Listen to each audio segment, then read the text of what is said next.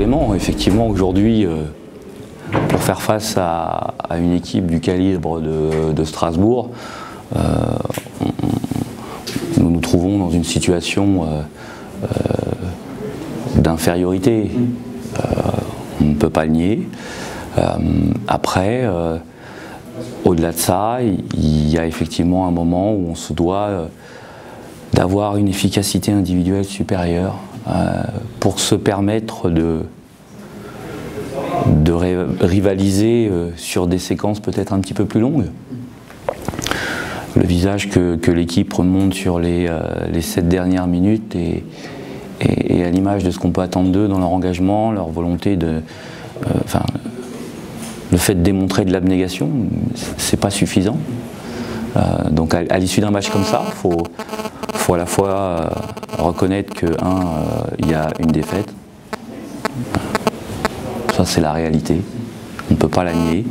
Qu'on soit affaibli ou pas, c'est une défaite à domicile, la première pour nous. Face à un adversaire qui, d'un autre calibre aujourd'hui, mais qui dans le même temps a développé une qualité de jeu collective en plus de l'efficacité au niveau de l'adresse, qui a fait qu'ils ont dominé le match de bout en bout. Et ça, ce n'est pas lié à notre ponctuelle infériorité, c'est d'abord leur qualité à eux. Et après, l'autre partie de l'analyse, c'est d'être capable de, pour permettre, vous avez vu Marco là, hein, les joueurs sont marqués quand on est dominé à ce niveau-là. Encore une fois, vous avez un joueur qui assume sa responsabilité. On ne peut qu'avoir un profond respect pour ça, et j'ai un profond respect pour ça. Et il faut qu'on continue à travailler.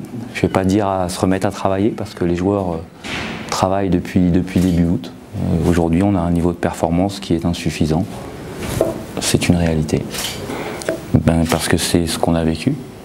Donc si je fais la même analyse, encore ce soir, on se procure un nombre supérieur de shoots à notre adversaire. C'est dans les chiffres. On en met beaucoup moins qu'eux. Donc à ce sport-là, c'est une limite importante. Alors après, on peut aller plus loin dans l'analyse. Hein. Effectivement, ils trouvent des shoots et ils les mettent. Certainement parce que sur certaines actions, notre efficacité dans l'organisation collective défensive n'est pas encore à maturité. Ça, c'est un fait. Ça, c'est un fait. Voilà. Après, aujourd'hui, on a des individus. Marco, on est tous contents de le voir sur le terrain avec nous aujourd'hui, d'avoir fait l'ensemble de la préparation. Il a manqué que 2 jours. Aujourd'hui, il n'est pas en pleine possession de ses moyens, mais il arrive à jouer, son genou tient. C'est déjà une bonne chose. Donc on ne peut pas limiter notre analyse à son déficit d'adresse sur ce match-là. On a des joueurs qui ont un investissement qui est irréprochable dans le quotidien, une éthique de travail irréprochable. Maintenant, quand on apprend très peu de temps avant le match qu'il y a un des éléments majeurs qui ne pourra pas faire partie du groupe, que dans le même temps on va faire face à Strasbourg, dont on connaît les qualités individuelles et les qualités collectives, inconsciemment on se dit que ça va être compliqué avant que le match commence. Et donc peut-être que ça inhibe un petit peu de l'énergie collective et que ça peut peut-être expliquer, quand c'est corrélé au déficit d'adresse sur les premières actions, ça nous met dans une dynamique qui n'est pas évidente. Voilà pour l'explication aujourd'hui. Merci François.